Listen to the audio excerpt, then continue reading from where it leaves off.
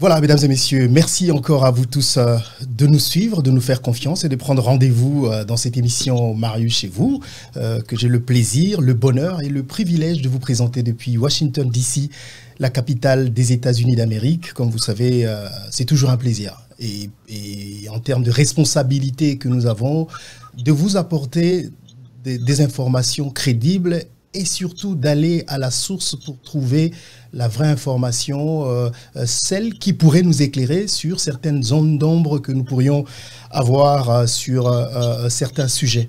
Et je l'ai dit au début de l'émission, vous savez que c'est une affaire qui fait couler énormément d'encre en République démocratique du Congo. C'est la première fois qu'on voit ce qui se passe au Congo, qu'un ancien directeur de cabinet du président de la République soit traduit en justice et qu'on voit tous ces dignitaires de l'État passer pour rendre des comptes aux Congolais. Certains parlent d'un procès politique, d'autres par contre voient derrière des signes des détournements. Il y a une personne qui, dans ce procès, a beaucoup fait parler d'elle. C'est devenu même la star, malheureusement, de ce procès, Monsieur Jamal. Alors, Samit Jamal, nous allons, dans cette émission, essayer de parler avec son avocat, qui se trouve au Liban, et son fils, qui sont là-bas. Le problème, c'est que avant de commencer cette émission, je voudrais d'abord vous dire que nous allons vers les gens qui ont des informations pour nous. Ils viennent nous donner les informations que nous avons et ce sera donc à vous de vous faire une idée. On a très rarement entendu parler des familles depuis que cette affaire a commencé. Raison pour laquelle nous allons donc avoir depuis Beyrouth au Liban, Monsieur Hachem Boulos, qui est l'avocat de Monsieur Jamal et avec lui, le fils de M. Jamal, qui est avec lui, comme vous voyez juste derrière. Monsieur Boulos, bonsoir et merci beaucoup d'avoir accepté de répondre à nos questions. Merci beaucoup, Monsieur Marius. Merci pour m'avoir reçu, pour vous expliquer un peu la situation depuis le début jusqu'à maintenant. Depuis 2018 jusqu'à maintenant. Alors, je vais vous donner l'occasion de vous expliquer parce qu'on va commencer par là. Mais je voudrais qu'avant que nous puissions commencer cette émission, comme on le dit en anglais, faire un statement. Ce statement veut dire que vous m'avez contacté pour faire cette émission. Et cette émission n'a fait l'objet d'aucune négociation financière. Ça veut dire que vous ne m'avez pas payé pour vous recevoir dans cette émission. Je voudrais que vous puissiez le dire pour que ce soit clair, parce que c'est une affaire qui fait couler aussi beaucoup d'argent. Est-ce que vous pouvez dire à tous ceux qui nous regardent clairement que je n'ai pas été payé pour vous avoir dans cette interview? Tout d'abord, je veux vous remercier d'avoir accepté qu'on sorte sur votre chaîne et qu'on puisse parler de M. Jamal. Moi, j'ai reçu votre nom de la part des amis. Je vous ai contacté et vous n'avez pas dit non. Et vous m'avez dit, vous pouvez vous expliquer comme vous voulez et librement, sans aucun paiement ni aucune faveur. Aucune faveur. Voilà. C'est pourquoi je vous remercie pour ça, tout d'abord, et pour mettre le peuple congolais et le peuple tout entier, même aux États-Unis, de l'état de ce monsieur Jamal qui a été arrêté arbitrairement au Congo, malgré que ça fait plus que 50 ans qu'il est là-bas. Il n'est pas congolais, il est libanais, mais il vit là-bas depuis 50 ans. Il a des liens avec toute la population congolaise, depuis 50 ans jusqu'à maintenant. Et M. Jamal a aidé à la construction du Congo. Et on parle maintenant de la République démocratique du Congo, mais je ne vois pas de démocratie dans ce qui se passe avec M. Jamal. Voilà, vous avez tellement des choses à nous dire, hein, mais vous n'êtes pas seul, vous êtes avec quelqu'un qui est juste derrière vous, qui fait partie de la famille que vous représentez. Est-ce que vous pouvez nous présenter la personne qui est avec vous? Est-ce qu'il peut dire bonjour? Est-ce que la personne peut se présenter? Voilà, il va se présenter, M. Jamal. Oui. Bonjour, M. Marius. Bonjour. Jamal. Bonjour. Boni. Oloba appelle Lingala. Raibi Lingala Muke Muke. Monsieur Jamal, enchanté. Merci, Lokola Undimi Kozala, Pembeni avocat Nayo, parce que tout comprendre que. En français.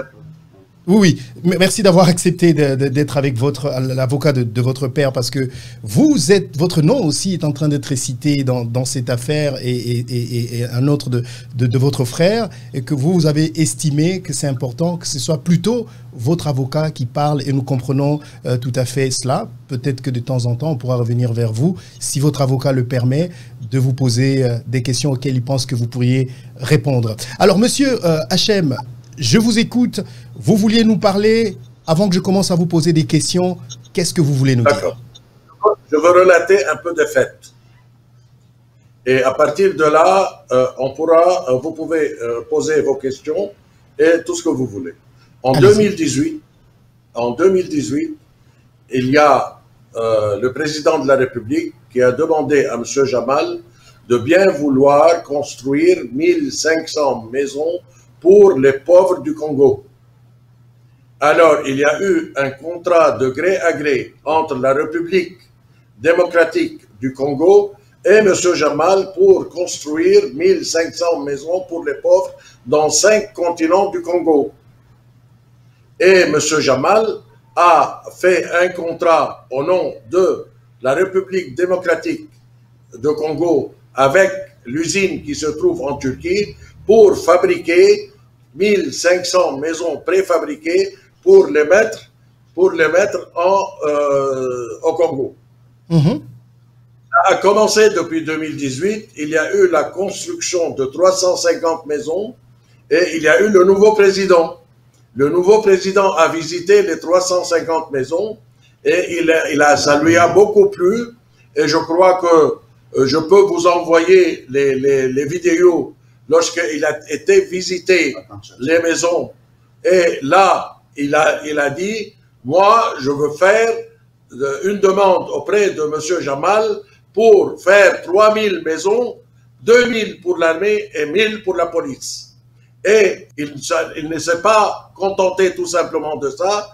Il a été au Parlement devant les représentants du peuple et il a dit, je demande à M. Jamal de bien vouloir construire 3000 maisons, 2000 pour l'armée et 1000 maisons pour la police. Et voilà, je vous présenter maintenant les maisons qui ont été faites. En plus, de gré à gré, il y a eu... Cette technologie vient d'être introduite. Sorry. Désolé, la technique nous a trahi parce que ce sont des images qu'on vient de nous envoyer, des images brutes où vous avez entendu ce son. Toutes mes excuses pour cela. Vous étiez en train de parler de la construction de ces maisons. Ça m'a fait grand plaisir de voir les maisons. En plus, ces maisons qui ont été faites, il y a eu une poursuite. 900 maisons déjà faites et il y a eu 600 maisons qui sont dans les ports d'Angola et le port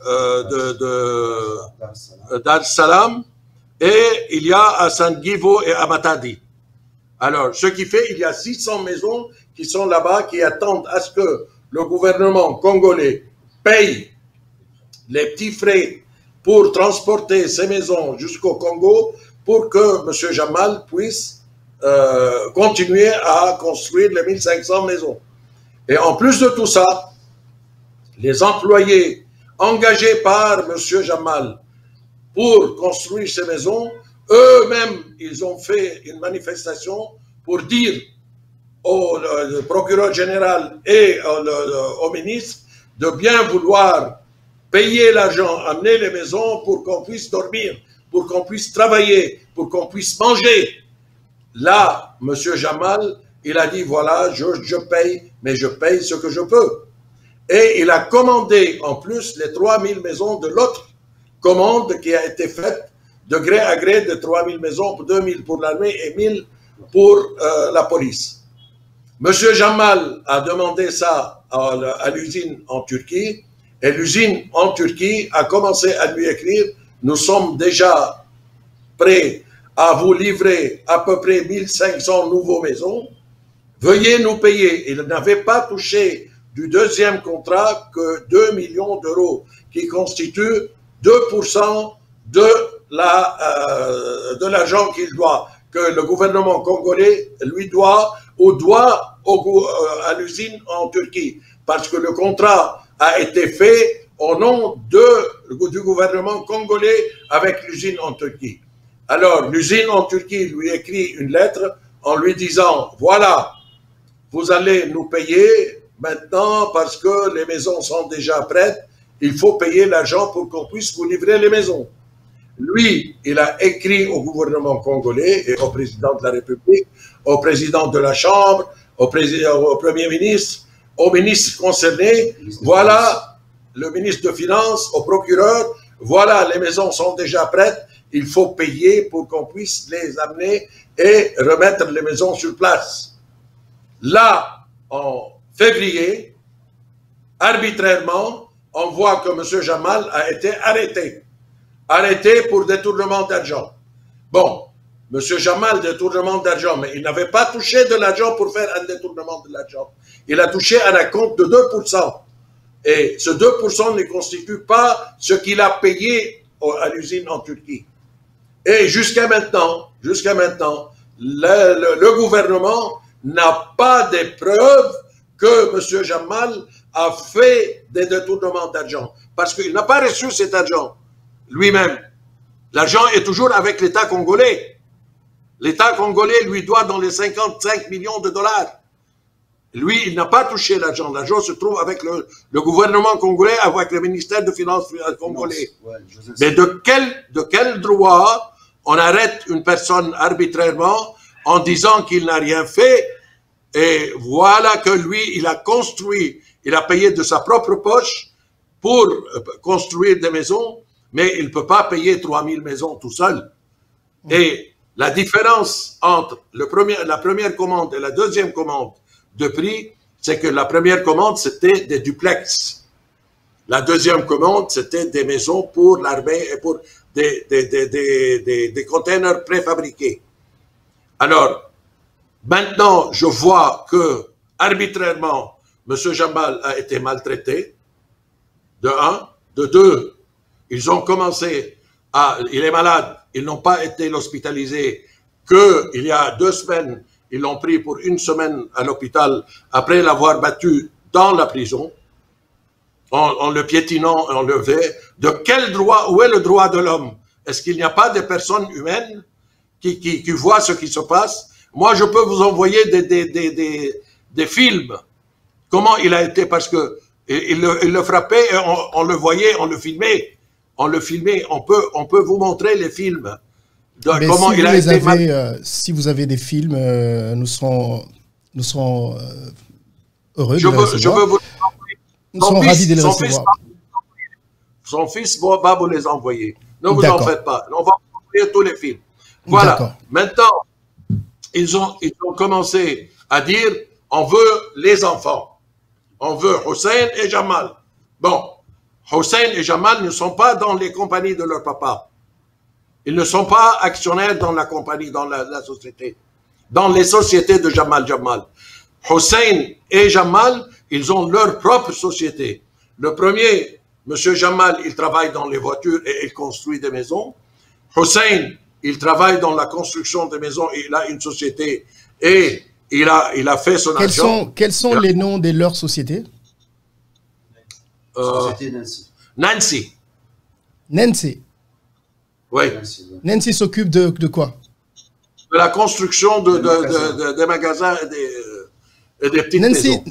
Peut-être que M. Jamal derrière vous peut nous dire. Nancy s'occupe de quoi? Oui, c'est une société, en fait, c'est nous qu'on a conçu le lycée Tombogissa, en face de Régie des Eaux, à ma campagne, où il y a les sœurs. On a aidé nos sœurs là-bas, et nos sœurs sont contents. On a conçu à peu près 65 magasins, tu vois. Ça, c'était donc Nancy s'occupe de la construction, et c'est vous qui avez construit les magasins? Exactement, c'est nous. Et moi, je travaille dans les voitures depuis 20 ans. Et tous mes frères congolais, ils connaissent ça. Moi, je ne suis pas dans le programme de 100 jours. Et votre société de vente de voitures s'appelle comment? En fait, moi, je vends des voitures comme ça et tout le monde connaît que je vends des voitures depuis des années. Ok. Il n'a pas de société. Pas de société. On a une seule société qu'on conçut les magasins, tout le monde dit ça. On a conçu même un immeuble à Mamayemo. Un immeuble à Mamayemo aussi. Et un immeuble aussi à Sosivan. Voilà, Okay. c'est ça. Ok, merci Voilà. beaucoup. Allez-y, monsieur. Moi, Allez-y. arrêté arbitrairement. Et c'est un monsieur qu'on a maltraité. Et c'est un papa de 83 ans. Il est malade, papa Jamal, il est malade. Quel mal mon père a fait pour le pays. Les Congolais, c'est nos frères. On a grandi dans ce pays. Franchement, je regrette, avec tout le respect pour le procureur général, il ne s'est pas comporté bien. Et d'abord, il n'a pas de preuve d'arrêter mon père. Ça, c'est la première chose. Parce que mon père, il travaille. Mon père est en train de construire. Si le ministre de Finances n'a pas sorti les marchandises, où la faute de mon père? Posez-moi, monsieur, cette question, monsieur. Qu'ils aillent demander au ministre de Finances de sortir les marchandises et d'amener les marchandises. Pardon. Il faut que le ministre de Finances paye les frais portuaires de ces maisons qui se trouvent dans les ports pour les amener au Congo et pour les distribuer sur les différents sites pour les construire. Mais les ouvriers de M. Jamal sont toujours sur les sites. Et mon père l'a écrit plusieurs lettres. Mon père l'a écrit plusieurs lettres. Il n'a pas répondu. Il avait répondu, ils disent qu'on n'est pas dans le programme de 100 jours. Et cette lettre a circulé même. Voilà. Ça, c'est le ministre de Finances, M. José Sélé. Et c'est lui qui a vu le programme du chef de l'État. Monsieur Jamal, je comprends tout à fait ce que vous pourriez ressentir, vos sentiments par rapport que votre père se trouve devant la justice, que votre père, selon vous... Ça fait très mal au cœur. Je comprends tout à fait, mais il s'agit ici d'une affaire des justices qui est en train de faire son travail. Mais je voudrais essayer de comprendre, monsieur Boulos, si je vous ai compris, vous êtes en train de nous dire, alors que tout le monde voit dans ce procès que monsieur Jamal a reçu de l'argent pour des maisons qu'il devait construire et qu'il n'a pas tout fait, vous êtes en train de nous dire qu'il a tout fait, mais c'est l'État congolais qui lui doit. C'est ça que je dois comprendre? Oui. Soyez un peu précis là-dessus. J'aimerais comprendre ça. Les 1500 maisons, les premières 1500 maisons, il y a une partie qui est finie, dont vous avez vu une partie qui a été terminée. Il y a une deuxième partie, il y a 600 maisons qui se trouvent dans les ports de Angola, de Dar es Salaam et de Matadi. Alors là, il faut qu'ils payent les droits portuaires, qui ne sont autres que 200 ou 200 000 $, et les amener au Congo. Ça, c'est leur devoir, parce que M. Jamal avait acheté au nom du gouvernement congolais ces maisons, et à ce que ces maisons soient CNF port de Dar es Salaam ou port d'Angola ou port de Matadi. Alors, il y a 600 maisons qui sont déjà là depuis janvier et l'État congolais n'avait pas payé ses droits pour les amener pour que M. Jamal continue la construction. C'est la responsabilité entière de l'État congolais, de un. Alors, de deux, les 3000 maisons, ils peuvent demander en Turquie, et il leur avait envoyé les lettres que M. Jamal a reçues de l'usine turque, lui demandant le prix de à peu près 1800 maisons qui sont déjà construites, qui sont dans leur dépôt. Et lui, il doit payer le prix pour ça. Oui, M. Jamal, vous voulez dire quelque chose? Oui, M. Marius, excusez-moi. Il y a déjà... Je ne vous vois pas bien. On vous voit pas bien, si vous voulez. Allez-y, oui. Tu me vois très bien? Oui, allez-y. Vous me voyez? Oui, allez-y. Il y a déjà 33 conteneurs qui se trouvent déjà à Matadi. Et mon père a bien écrit. Et mon père était reçu chez le Premier ministre.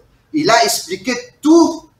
Il a dit, Excellence, Monsieur le Premier ministre, il y a les conteneurs qui sont dans les frontières à Lobito, il y a Dar es Salaam, il y a aussi Kivu, il y a même les carreaux, les conteneurs des carreaux pour nos militaires de Camp Tchachi, parce qu'on doit finir le projet de chef de l'État. Voilà, qui se trouvent à Matadi. Jusqu'à là, le ministre de Finances n'a pas encore sorti les marchandises depuis 3 mois qui se trouve déjà au port de Matadi. Et les 93 maisons pour les militaires, à peu près 33 conteneurs qui se trouvent encore toujours à Matadi bloqués. Faute de ministre de Finances, il ne veut pas toujours sortir les marchandises. Alors c'est où la faute de mon père? Vous voyez? Alors, ce n'est pas à moi de l'établir, c'est à la justice de le dire, mais il y a dans ce procès ce que les gens observent, c'est nous avons vu que les questions tournaient autour de la complicité entre votre père et l'équipe ou M. Caméré. La question tournait autour du fait qu'ils se connaissaient ou pas. Monsieur Jamal, est-ce que vous pensez que votre père connaît M. Caméré? Est-ce qu'il l'a déjà rencontré? Est-ce qu'ils ont fait les business ensemble? Jamais, jamais. Ça, c'est faux, ça. Ça, c'est jamais. Ça, c'est... Ils sont en train d'inventer n'importe quoi. Voilà. Il ne le connaît pas. Il le connaît. Pourtant, il y a eu des photos, les voyant ensemble. Ah oui, ils peuvent monter des photos entre vous et moi. Pardon? Ils peuvent monter des photos. Ils prennent cette photo de moi et ils la mettent à côté de toi. Qui peut leur dire non? Et donc, vous pensez que cette photo a été montée? Oui, je crois que ces photos ont été montées. Mais je ne peux pas nier, dans le cas où il y a une réception, où ils se sont trouvés, mais ils ne se connaissent pas. Ils ne se connaissent pas. Monsieur Jamal ne connaît pas le ministre, ni le conseiller de chef de l'État. Alors quand on vous entend parler, on sent que il y a plus de matière. Alors que quand on pose des questions à votre client, à votre père, M. Jamal, on a l'impression qu'il a du mal à répondre aux questions qu'on lui pose. Pourquoi n'avez-vous pas... Il est malade. Il est malade. Mon père, il est malade. Ça fait 4 mois qu'il est en prison, mon père. Il est très malade. Mon père, il est très malade. Alors pourquoi n'avez-vous pas pensé à trouver quelqu'un qui pouvait, un interprète, pour dire, et parce qu'il a des difficultés à parler français, pourquoi n'avez-vous pas payé quelqu'un pour faire l'interprète, pour interpréter ce qu'il doit dire? Il se défend lui-même. Il se défend lui-même autant qu'il peut. Mais est-ce qu'ils ont quelque chose contre lui? Il n'y a pas. Mais la défense... Il n'y a pas quelque chose... La défense... Maintenant, si vous voulez, il y a un avocat congolais qui s'appelle M. Ernest Malik, qui va se trouver là-bas le jeudi pour tout dire, tout divulguer et tout dire à propos de ce qui se passe. Parce qu'ils n'ont pas de preuves, il n'y a pas de preuves que M. Jamal a fait un détournement. Parce que M. Jamal n'avait pas reçu l'argent. L'argent se trouve toujours avec le ministre de Finances. Alors, c'est pourquoi... Vous dites que... Allez-y, allez-y. C'est pourquoi l'État congolais, n'ayant pas de papiers et des preuves contre M. Jamal, ont fait des demandes d'arrestation, même une libération provisoire, ils n'ont pas accepté. Même ils n'ont pas accepté à ce que le représentant de l'État libanais au Congo, qu'il passe le voir, parce qu'il joue le rôle de l'ambassadeur. Même ils ont annulé des rendez-vous pour qu'il voie le médecin. Et ils ont été l'interpeller pendant 10 heures le mercredi passé, sans aller, sans qu'il prenne ses médicaments, sans lui donner à manger. Où est le droit de l'homme? Où est le droit de l'homme?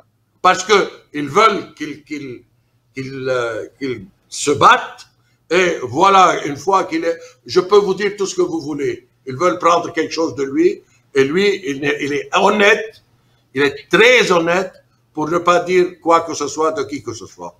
Il connaît la personne, il dit « je la connais ». Il ne connaît pas la personne, il dit « je ne la connais pas ». Mais alors, là, dans le procès, nous avons vu que la première fois, il a dit qu'il n'a jamais rencontré. La deuxième fois, il a dit qu'il a vu pendant 2 ou 3 minutes ou qu'ils sont rencontrés. Donc cette contradiction peut quelque part montrer que peut-être qu'il ne dit pas vrai. Non.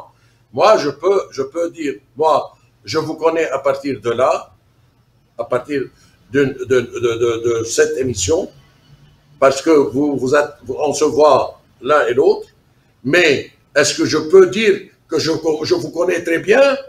Non.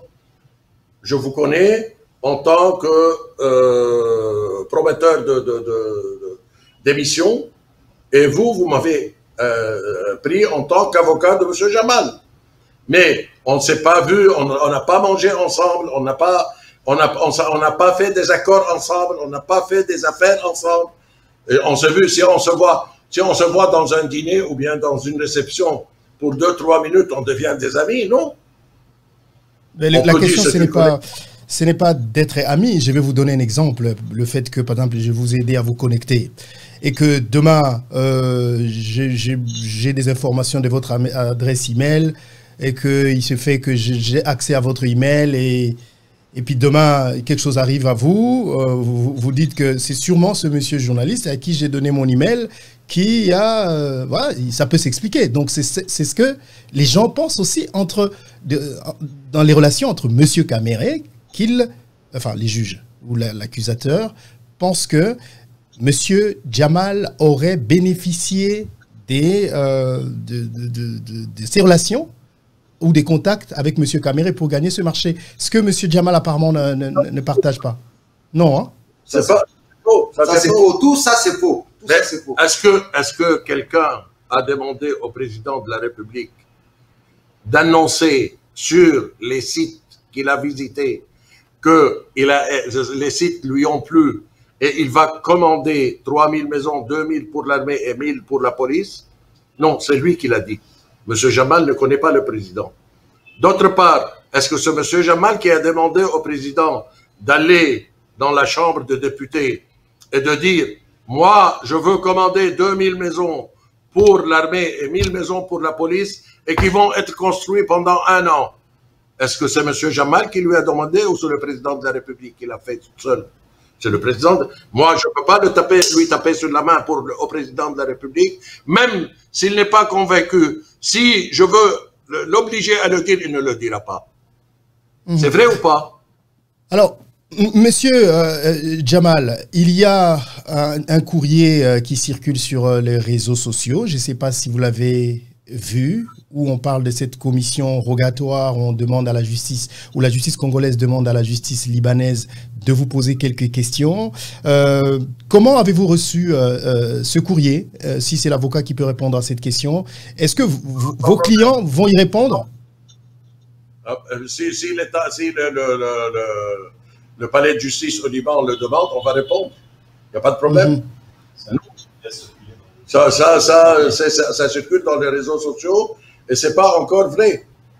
C'est pas encore vrai. On ne sait pas qui est en train. Et moi, je peux vous dire que si et ça va continuer à circuler comme ça, je veux les attaquer en justice.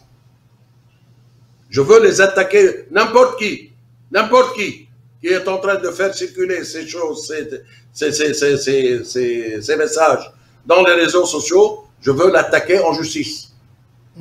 Et dans ce message, ils sont en train de détruire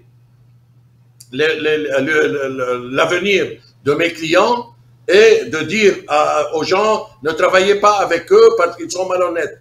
Pourtant, un homme qui a travaillé 55 ans là-bas, et honnêtement, et les enfants qui sont nés là-bas, et qui ont travaillé là-bas, et qui ont fait de l'argent là-bas, et qui ont laissé leur argent là-bas, est-ce que vous croyez qu'ils vont faire du mal au pays?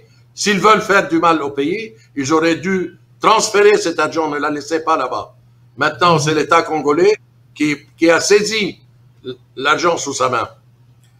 Alors, monsieur Jamal, est-ce que il y a beaucoup de questions autour de vos relations avec monsieur Changalume Massaro? Est-ce que vous le connaissez? Moi, je connais tous les Congolais dans ce pays. Comme je connais le conseiller financier de José Nsiel et Charlie Bakali. Charlie Bakali, il a grandi chez nous à la maison, Charlie Bakali. Et je l'ai posé 10 fois la question, Charlie, parle avec ton ministre qui libère les marchandises et qui nous libère les carreaux. Mais jusque-là, le ministre des Finances, il n'a pas... Est-ce que vous connaissez monsieur Massaro? Oui, quand je le connais, comme je connais tout le monde. Oui, oh le mal. Moi, je connais tous les Congolais. J'ai grandi au Congo. J'ai 40 ans. Ça fait 40 ans que je suis au Congo. Je connais tous les Congolais. Vous connaissez King Muhunga? Ça, je ne sais pas. Ça, Mais voilà, c'est un Congolais. C'est pour vous dire que c'est pas possible de connaître tous les Congolais.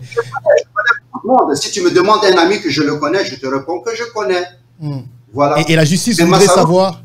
Et la justice voudrait savoir si vous avez déjà eu des relations d'affaires avec M. Massaro. Jamais. Je n'ai pas d'affaires. C'est juste un assureur. Quand j'achète mes voitures, comme moi je travaille dans les voitures, je demande, fais-moi l'assurance de mes voitures. Il fait l'assurance parce que c'est un assureur. Massaro, c'est un assureur. Et moi, je suis un vendeur de voitures et je suis connu à Kinshasa. Je vends des voitures à tout le monde, à toutes les autorités, à tout le monde achète des voitures chez moi. Je suis un grand vendeur de voitures et je suis connu à Kinshasa que je suis un vendeur de voitures. Et Massaro, c'est un assureur. Il fait l'assurance, c'est tout. Voilà. Et vous n'avez jamais fait du business avec lui? Excuse-moi. Et quel lien dans le programme de 100 jours? Est-ce qu'il y a un lien dans ça, dans le programme de 100 jours? Franchement, quand même. Il y a eu un problème de douane. Ouais, ça va mieux. Non, exactement. Qu'ils aillent dédouaner les marchandises, qu'ils aillent sortir les marchandises et qu'ils aillent sortir les carreaux qu'on finit quand tchatchi. Ça, c'est très important, mon frère Marius. Ça, c'est l'importance. Voilà. Ouais. Monsieur Marius, pour résumer la chose, c'est que, en fait, le gouvernement congolais ou bien la justice congolaise est en train d'arrêter M. Jamal arbitrairement. On va parler raisonnablement maintenant pour qu'on puisse aider ce monsieur. Ils sont en train de le maltraiter. Il a 82 ans. Du point de vue droit de l'homme, ils n'ont pas le droit de l'arrêter et de le mettre en prison. De deux, ils sont en train de le maltraiter. Mais vous êtes d'accord que si la justice voit qu'il y a un problème, que la justice cherche à en savoir un peu plus et de... Je n'ai pas de faire son travail. Je n'ai pas qu'il le libère, qu'il le libère provisoirement, qu'il aille à l'hôpital pour être traité et voir ce qu'il faut faire. Nous, on est en train de dire, nous sommes au-dessous de la loi, nous ne sommes pas au-dessus de la loi. Nous, on va, si ils ont des preuves comme quoi notre client a fait des détournements d'argent, qu'ils le jugent. Mais moi, je veux vous demander, M. Jamal, qui a tout son argent au Congo, s'il a voulu faire des détournements d'argent, est-ce qu'il n'aura pas fait un transfert de son argent du Congo vers d'autres pays? Pourquoi il a laissé son argent au Congo? Parce qu'il avait confiance dans la justice congolaise et dans l'État congolais. Oui ou non? Oui ou non? Je pose une question. Ce monsieur qui a laissé son argent, même ses gains, il est en train de le réinvestir dans l'intérêt du Congo, non pas dans son intérêt propre. Parce que les contrats sont faits au nom de l'État congolais et non pas en son nom propre. Lui n'est autre qu'un intermédiaire. Il n'est autre qu'un intermédiaire. Si je peux parler, si je vous entends parler dans cette affaire, vous êtes en train de dire que, voilà, monsieur Jamal est innocent. Je ne peux pas, moi, vous dire que c'est vrai ou c'est faux. C'est de votre droit, vous qui avez des éléments, de le prouver à la justice congolaise. Mais si c'est le cas, pourquoi vous pensez que M. Jamal se trouve là devant la justice? Est-ce qu'il y a une raison? Est-ce que vous pensez à un complot, à quelque chose? Parce que ce n'est pas par hasard, quelqu'un qui reçoit de l'argent de la part de l'État congolais, qui fait ce qu'il a à faire, mais le problème, c'est que l'argent qu'il reçoit n'est pas celui qui se trouve, le montant est différent de celui qui se trouve dans le premier contrat qu'il a signé avec l'État congolais. C'est pour ça que les observateurs voient que c'est un peu flou. 26 millions de dollars, vous avez reçu 57 millions de dollars. Ok, vous dites que vous avez fait votre travail, mais comment est-ce que vous vous êtes arrangé pour avoir 57 millions de dollars? Et c'est là que la justice pense qu'il y a un lien avec M. Caméré qui lui aurait facilité de recevoir cet argent. C'est pas vrai. Lui, il a touché les 57 millions à 4 reprises. Okay. 8. À 8 reprises. Il y a eu la première reprise où il y a eu la commande. À la deuxième reprise, quand il a reçu la première commande, la deuxième commande, il a payé, il a reçu la deuxième commande, il a monté les 300 maisons, puis il a monté 50 maisons, puis il a reçu 600 maisons, et il a commencé à les construire, et puis il a, sur les ports, 600 maisons qui sont là. Donc vous êtes en train de me dire qu'il n'a pas... Et l'argent qu'il avait touché se trouve déjà au Congo et dans les ports. Oui, donc il a reçu l'argent, il a fait le travail qu'il devait recevoir, mais vous êtes en train de me dire qu'il a reçu cet argent à plusieurs tranches. 8 tranches. Exactement. Ouais, exactement. Pourquoi, M. Jamal? Pourquoi? Et c'est comme ça qu'ils ont fait la deuxième commande. C'est pourquoi ils ont fait la deuxième commande. Oui. Alors, allez-y. Je peux parler. Voilà. Quand notre président est venu à Kanchachi. Vous me permettez 2 minutes. D'accord. Vous pouvez vous mettre sur la chaise de M. Boutros. Allez-y. Boulos. Boulos, pardon. Pardon, M. Boulos. Je m'excuse de maltraiter votre nom. Mettez-vous sur cette chaise, M. Jamal. Oui. Allez-y. Je vous écoute. Oui. Je me disais que quand notre président est venu à Kanchachi, il a aimé les maisons. C'est là qu'il a commandé les 3000 maisons, 2000 maisons pour les militaires et 1000 maisons pour la police. Voilà, c'était ça. Ok. Alors maintenant, vous pensez que on pose des questions que vous, votre famille, votre père avez rencontré M. Kamere, c'est pour ça que vous avez eu ces faveurs. Est-ce que vous êtes au courant que votre père aurait offert une parcelle à M. Massaro? Ça, je ne sais pas. Ça, c'est faux, ça. Je ne comprends pas. Mais il faut que l'avocat qui parle, parce que ça, je ne rentre pas. Vous ne rentrez pas dans ce genre de... L'avocat qui va répondre hein, à les questions. Vous ne rentrez pas dans ce genre de débat, on comprend. Non, mais est-ce que vous pouvez vous approcher de la caméra? Donc vous pensez que votre père est injustement à la prison? Arrêté à la prison. Pardon? Vous pensez que votre père se trouve injustement en prison? Oui, oui, bien sûr, il est en prison, bien sûr. C'est normal qu'il y arrive. Ouais. Alors, l'autre question... malade, mon père, il doit sortir. Mon père, il doit continuer le projet du chef de l'État. Il doit finir son projet. Et le ministre de Finances, il doit sortir les marchandises et il doit nous donner les marchandises et il doit libérer aussi les carreaux, les 20 conteneurs de carreaux pour continuer le projet de Kanchachi. Parce que les militaires, ils attendent. Est-ce qu'il n'y a pas, dans l'argent que vous avez reçu de l'État congolais, tout cela n'était pas prévu là-dedans? Ce n'est pas vous qui avez l'argent pour dédouaner et tout ça? Non, non, non, non, ça c'est pas moi. Je ne vous vois pas bien. Je ne vous vois pas bien, désolé. Non, je ne sais pas vous répondre. J'attends l'avocat, s'il vous plaît, M. Marius. D'accord, d'accord. Alors, le temps d'attendre l'avocat, c'est votre droit. Vous pourriez peut-être en profiter pour dire ce que vous voulez pour votre père. Ce que vous voulez que les Congolais sachent que nous ne savons pas. Mon père, c'est quelqu'un d'innocent tout d'abord. Et mon père, il aime le Congo et il aime bien sûr les Congolais. Et les Congolais, c'est nos frères. Et nous, on a grandi là-bas. Et mon père, ça fait déjà 52 ans au Congo. Tu vois? Et c'est tout le monde qui l'aime. Voilà. Et nous tous, qu'on attend que papa doit être libéré pour qu'on continue le projet du chef de l'État. Voilà. Parce que déjà, et à Kananga, et à Mbujimayi, et à Sud-Kivu, et à Bas-Congo, tous les peuples et les militaires attendent leur maison.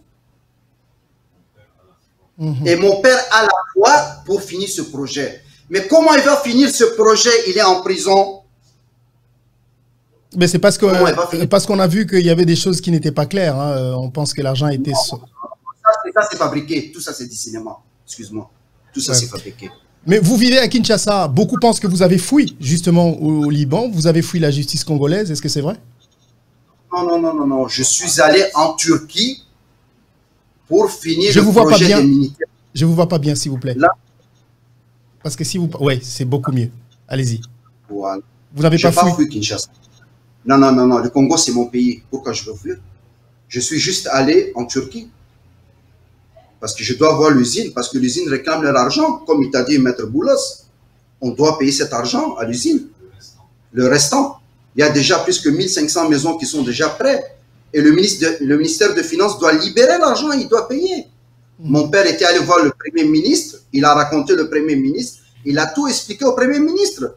Mais le Premier ministre, il a dit, OK, je vais ordonner le ministre de Finances pour libérer les marchandises et vous payez le projet des militaires. Mais voilà, après une semaine, mon père, on l'a arrêté. C'est tout. Ouais. Alors, je suis en train de réfléchir si vous devriez, parce qu'en principe, comme vous dites pour votre père, vous devriez vous trouver maintenant à Kinshasa, aux côtés de votre papa, essayer de l'aider. Vous voyez qu'il a des difficultés à s'expliquer, il est malade, il est mal à l'aise, des fois il n'est pas compris. Pourquoi ne demanderiez-vous pas d'être aux côtés de votre père? Oui, dès que les aéroports ouvrent, bien sûr, on va rentrer. Et surtout le corona aussi, tu as vu avec la situation du corona. Beaucoup pensent que vous profitez de l'état de santé de votre père et de son nom pour exploiter son nom et faire du business au Congo. L'avocat est là, il prend ma place, monsieur. D'accord. D'accord. Alors, monsieur l'avocat est retourné, c'est en direct malheureusement, on peut pas couper tout ça. Monsieur Boulos, vous êtes de retour, hein. On est content de vous avoir. Excuse, parce que c'est pas grave. C'est pas grave. On dit que ce sont des aléas du direct. C'est pas grave. Maintenant que nous vous avons, nous pouvons continuer. Alors, qu'est-ce que vous comptez faire à ce niveau-là pour, à la fin, prouver, comme vous le dites, l'innocence de votre client? Jeudi, l'audience suivante, l'audience va continuer. Qu'est-ce que vous voulez que l'État congolais, que les Congolais, que ceux qui soutiennent monsieur Jamal sachent à ce jour? Bon, moi, je veux tout d'abord parler de droits de l'homme. De un, c'est un homme qui a 82 ans, 83 ans, qui est malade, et on n'est pas en train de prendre sa maladie pour faire du business au Congo. Nous, on veut plus faire de business au Congo. On veut libérer M. Jamal, le ramener au Liban ou ailleurs pour le traiter médicalement comme il faut, parce qu'il a besoin de traitement. Et on veut demander aux droits de l'homme de voir où sont les droits de l'homme au Congo, et surtout avec M. Jamal ou autre. M. Jamal qui a travaillé pendant 55 ans au Congo, et jusqu'à maintenant, on le voit en prison à cause de choses qui n'ont pas de preuves en main. L'État congolais n'a pas de preuves en main comme quoi il a détourné de l'argent. Un homme qui a détourné de l'argent, il doit recevoir de l'argent. Si vous m'avez donné de l'argent pour faire quelque chose et je ne l'ai pas fait, c'est bon. Mais quand vous me donnez 2% sur un projet de 58 millions de dollars et je n'ai pas touché les autres argents, comment je peux les détourner? Pour la première partie, l'argent se trouve déjà sur les sites et dans les ports de Dar es Salaam et d'Angola et de Matadi. Ils n'ont qu'à payer les frais pour les amener et qu'ils demandent aux ouvriers de M. Jamal de continuer leur travail. Et M. Jamal, il est prêt à surveiller ce travail. Il est prêt à surveiller ce travail. Alors, dans les chiffres... Allez-y. Mais pour les 3000 maisons, il a payé de ça, il a payé le 2% qu'il avait touché, en plus de l'argent de sa poche, pour demander aux Turcs de se taire, et il a amené 93 maisons déjà au Congo, à Matadi, et ils ne veulent pas les faire sortir. Les carreaux pour les maisons, ils ne veulent pas les faire sortir. Les militaires. Alors, pourquoi est-ce que c'est M. Jamal qui doit faire sortir ça? Non, c'est le gouvernement. Je ne suis pas, vous savez, M. Boulot, je ne suis pas un juge, donc je ne pourrais pas vous juger. Non, alors, mais je voudrais quand même qu'on sache que, supposons que dans ces cas-là, c'est un dossier que je ne maîtrise pas, donc voilà, c'est le juge qui pourra un jour vous entendre, qui va juger, mais on parle plutôt de rapprochement entre votre client et quelqu'un qui occupe une position assez influente en République démocratique du Congo, qui s'avère être le directeur de cabinet du président de la République. Et c'est là que se trouve le problème quant à la façon à laquelle M. Jamal a été payé. Mais vous, à ce niveau, je ne sais pas si vous aurez des éléments qui peuvent nous prouver que M. Jamal, alors que certains éléments le montrent, n'est pas en contact étroit ou n'a pas été en contact et bénéficié des ne le faveurs connaît pas. de M. Caméré? Il ne le connaît pas. Comment je veux faire un travail avec quelqu'un que je ne connais pas? Je ne peux pas faire un travail avec quelqu'un que je ne connais pas. Je ne peux pas me permettre de, si je veux payer des commissions ou n'importe quoi, je ne les paye pas pour quelqu'un que je ne connais pas. Même s'il va être le président de la République. Je ne paye pas au président de la République si je ne le connais pas. Est-ce que je suis un homme d'affaires comme M. Jamal, qui a travaillé 55 ans, est-ce qu'il est prêt à livrer sa tête pour quelqu'un qu'il ne connaît pas? Où sont les preuves qu'il a payées? Où sont l'argent que le monsieur a touché? Par quels moyens? Il a donné, on dit qu'il a donné une parcelle à son neveu, à son cousin. Il a offert. Quoi? Il a offert une partie de parcelle à son neveu, ah non, non, son cousin. Non. C'est pas vrai, c'est pas vrai. Maintenant, ils peuvent raconter tout ce qu'ils veulent. Ils peuvent raconter. En tout cas, ça c'est lui qui l'a dit. Hein. Il a dit qu'il a donné cadeau parce qu'il lui rend beaucoup de services. Non. Il n'y a pas un lien entre les deux. Donc vous doutez aussi de ce que votre propre client dit. Oui, Monsieur Marius, on peut aussi demander, il y a la lettre du Premier ministre Bruno Tshibala, c'est lui qui a ordonné le paiement en urgence. Hein. Bruno Tshibala, c'est lui qui a ordonné le paiement en urgence. En plus, je peux vous lire une chose. Et le ministre du budget. Je peux vous lire une chose si vous me le permettez.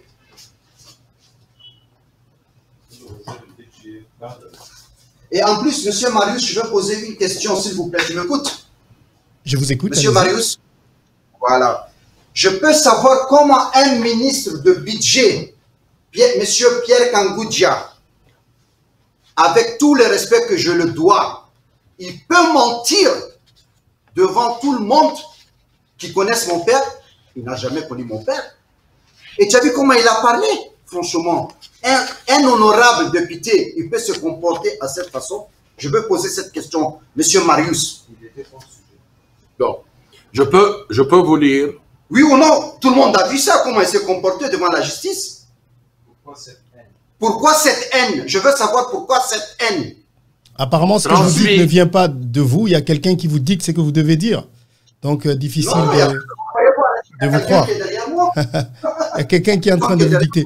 Allez-y, Monsieur Boulos. Non, c'est Monsieur Pierre Kangoudia qui a dit ça devant tout le monde. Et tout le monde a vu ça. Il n'y a pas personne. Il va demander la question à Pierre Kangoudia. Merci, on écoute Monsieur Boulos. Monsieur Boulos, on vous voit pas tout à fait. On vous voit pas. Merci. Là, c'est mieux. Allez-y.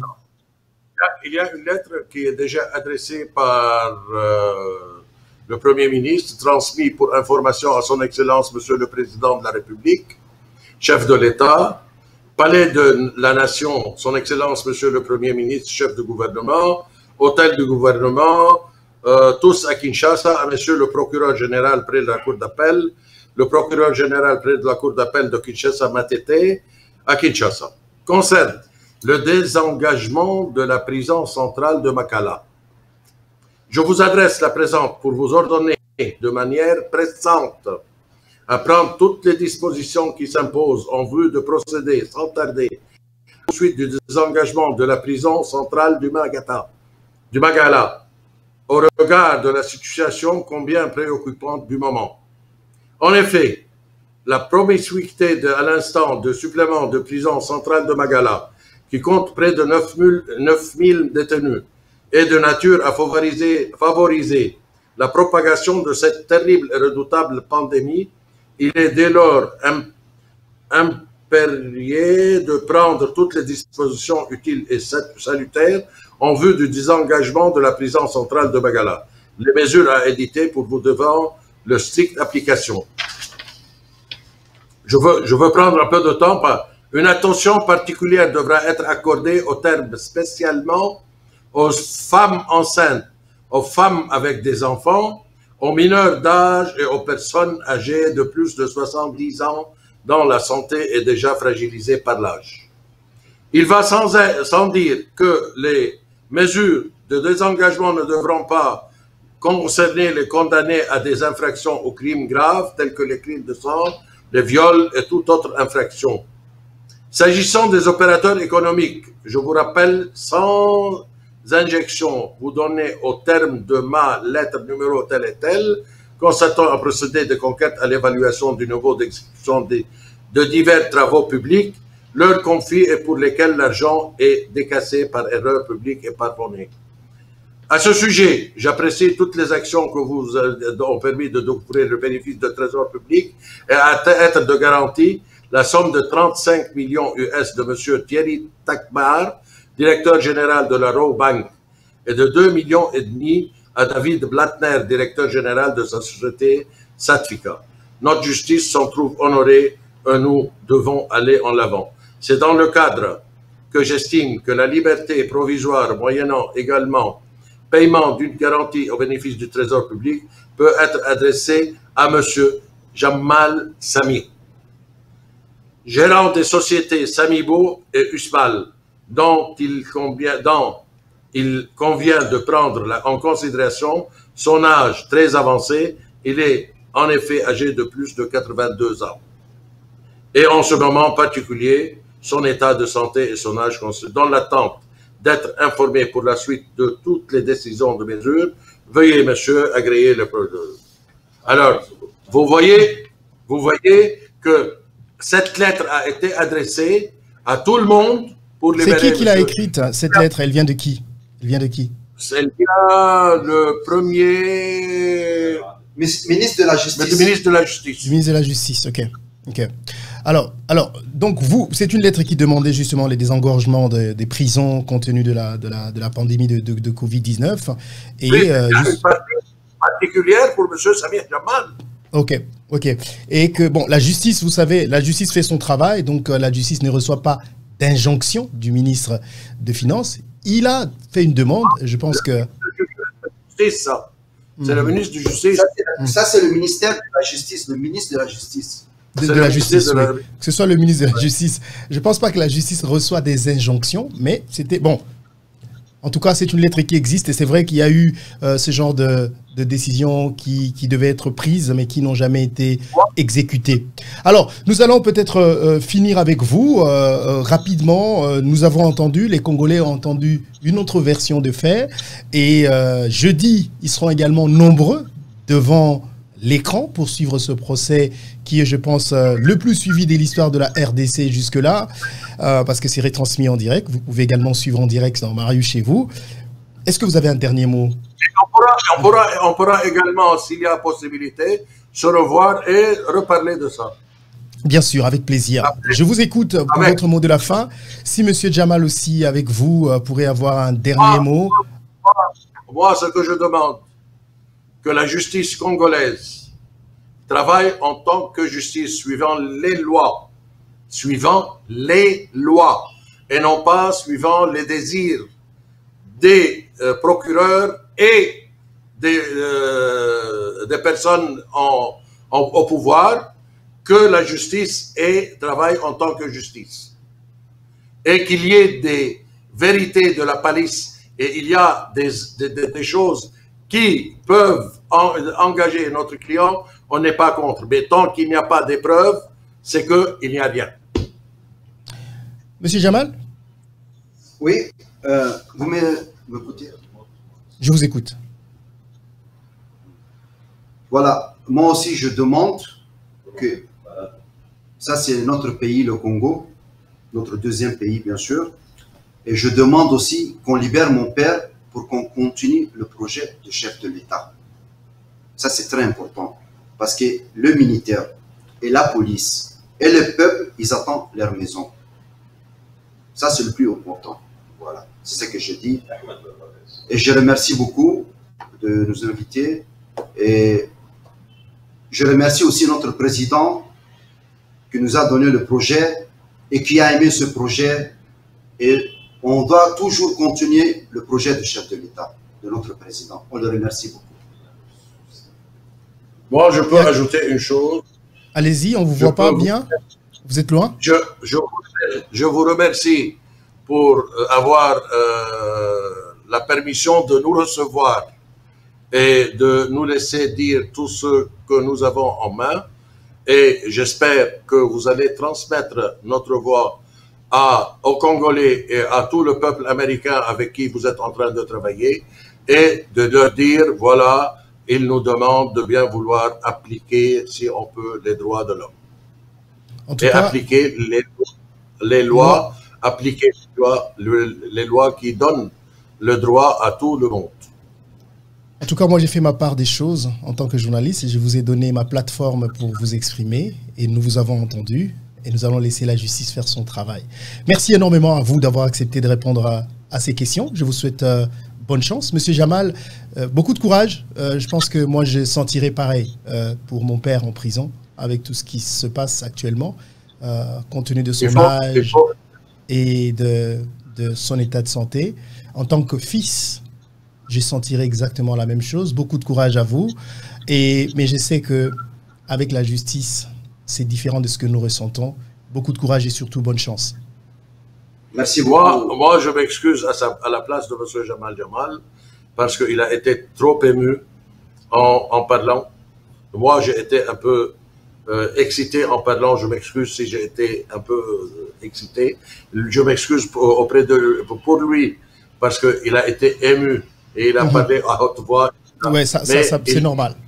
C'est normal. Et puis, vous saluez la personne qui est... La personne... Pardon? J'ai dit, ça me fait mal quand je vois mon père comme ça me fait très mal. Surtout un papa de 83 ans. Mets-toi à ma place, comment tu vas te sentir quand même? Mais dans ce cas, vous auriez dû ne pas mettre votre papa au devant des affaires. Vous êtes des grands garçons, excusez-moi, je ne peux pas vous donner conseil à la télé, mais pourquoi ne le faisiez-vous pas? Laissez papa se reposer avec ses 82 ans. C'est pas à moi de donner conseil, je suis désolé. Mais... Il aime le travail, il aime travailler, il ne peut pas rester à la maison. S'il reste à la maison, il meurt. Et c'est son projet. Et son projet, il va finir. Voilà, c'est ça. Voilà. Vous saluez aussi la personne qui est derrière la caméra, qui vous dictait ce que vous disiez, monsieur Jamal. Allez, merci, au revoir. Merci. Au revoir. Merci. Voilà, donc c'était la famille, l'avocat de monsieur Jamal, monsieur Boulos et monsieur Jamal Jamal, le fils à monsieur Jamal, qui s'exprimait en direct de New York dans cette émission Marius chez vous. J'espère que vous avez aimé l'interview. Nous avons fait ce que nous pouvions faire. Le reste, c'est à la justice de faire son travail. Notre rôle aussi, c'est de donner la parole à tout le monde. Et je voudrais ici revenir sur le fait que cette interview a été faite sur aucune compensation financière quelconque. Donc, c'était quelque chose qui a été demandé et a été accordé. Mais nous voudrions également entendre parler des autres familles aussi qui souffrent du fait de voir les membres de leur famille dans ce procès. Sentez-vous à l'aise si vous voulez venir. Notre porte reste ouverte. Alors donc, on va continuer cette émission et puis on se retrouve pour la deuxième partie de Marius chez vous. Allez, à tout à l'heure.